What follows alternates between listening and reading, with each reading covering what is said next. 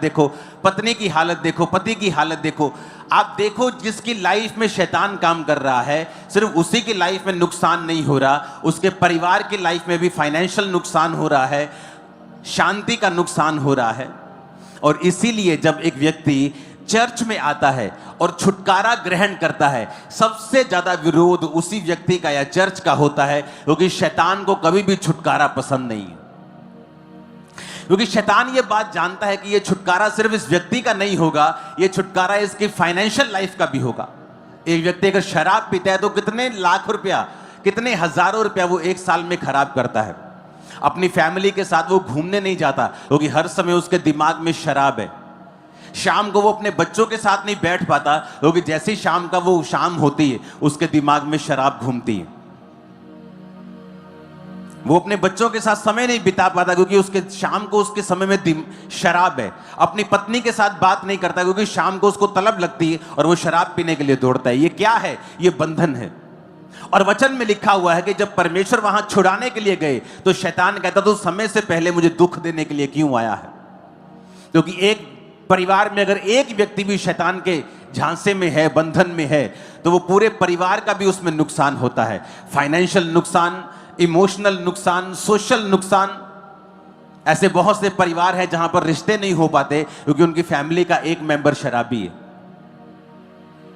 आपको समझ आ रही मेरी बात ही कि नहीं?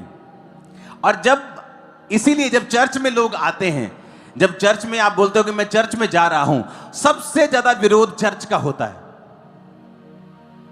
जबकि यह बात लाखों बार बताई गई और प्रूवन है कि बाइबल में एक भी बार ईसाई धर्म के नाम का जिक्र तक नहीं है। प्रभु यीशु मसीह धर्म बदलने नहीं, वो जीवन बदलने के लिए आए।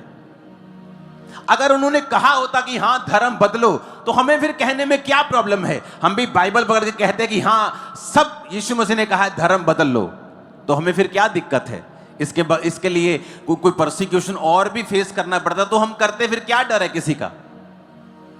लेकिन शैतान इसीलिए विरोध करता है क्योंकि वो जानता है कि जब एक व्यक्ति चर्च में जाएगा और प्रभु उसे छुटकारा देगा तो वो ही नहीं छूटेगा, उसकी फाइनेंशियल लाइफ भी छूटेगी, उसका परिवार भी छूटेगा, उसके बच्चे भी छूटेंगे, उसका भाई भी छूटेगा, उसकी बहन भी छूटेगी, जहां वो रहता है वो मोहल्ला भी छूटेगा। उसे मालूम है। इसलिए जब आप शराब खाने में जाएंगे कोई आपका विरोध नहीं करेगा। आपकी फैमिली एक दो बार बोलेगी बेटा तो शराब मत पिया कर, एक दो बार बाप मार देगा, एक बार बड़ा भाई कुछ कह देगा। वैश्याओं के पास जाओगे तो आप कूल लगते हैं आजकल कि मेरा बेटा तो बड़ा जी फनी है जी, मेरा बेटा तो बड़ा जी, ये तो बड़ा मस्खरी खोर है जी। वो नशा करता है तो कोई प्रॉब्लम नहीं है। वैश्याओं के पास लोग जाते हैं, कोई प्रॉब्लम नहीं है। लेकिन चर्च में ऐसा क्या है? आप कहीं और चले जाएं, लोगों को प्रॉब्लम नहीं, लेकिन चर्च जाने में ही प्रॉब्लम क्यों है? क्योंकि शैतान को मालूम है कि उसको दुख देने के लिए सिर्फ प्रभु यीशु मसीह दे सकते हैं, उसको निकाल सिर्फ प्रभु यीशु मसीह सकते हैं, छुटकारा सिर्फ प्रभु यीशु मसीह। उसको मालूम है ये बात। वचन कहता है कोई उस मार्ग से नहीं जा सकता था, उस रास्ते से कोई नहीं जा सकता था। व्यापारी उस रास्ते से नहीं जा सकते थे, लोग उस रास्ते से नहीं जा सकते थे।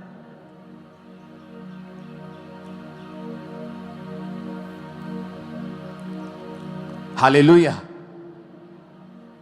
अगर दुबई जाना है तो 3 घंटे लगते हैं, लेकिन अब पाकिस्तान ने अपना एयर स्पेस बंद कर दिया और अब घूम के जाना पड़ेगा तो 5 घंटे लगते हैं।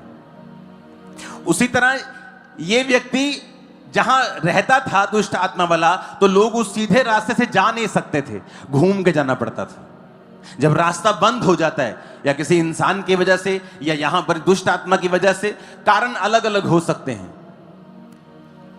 लेकिन जब रास्ता बंद होता है तो लोगों को एक्स्ट्रा पे करना पड़ता है। अब टिकट के लिए एक्स्ट्रा पे करना पड़ेगा, लंबा रास्ता निकलना पड़ेगा। उसी तरह से हो सकता है कि साथ में गांव में किसी ने जाना, व्यापार करना हो, लेकिन ये व्यक्ति के कारण आम लोग भी दुखी थे। और इसीलिए जब व्यक्ति चर्च में आता है, जब एक व्यक्ति यीशु मसीह को ग्रहण करता है, तो लोग उसका विरोध करते हैं, उनके खिलाफ अलग अलग कानून बनाए जाते हैं। क्यों? क्योंकि शैतान सिर्फ चर्च में आकर ही निकलता है और उसकी छुटकारा जो है वो चर्च में आकर होता है, क्योंकि यीशु मसीह ने उस छुटकारे के लिए मूल्य को अदा किया है।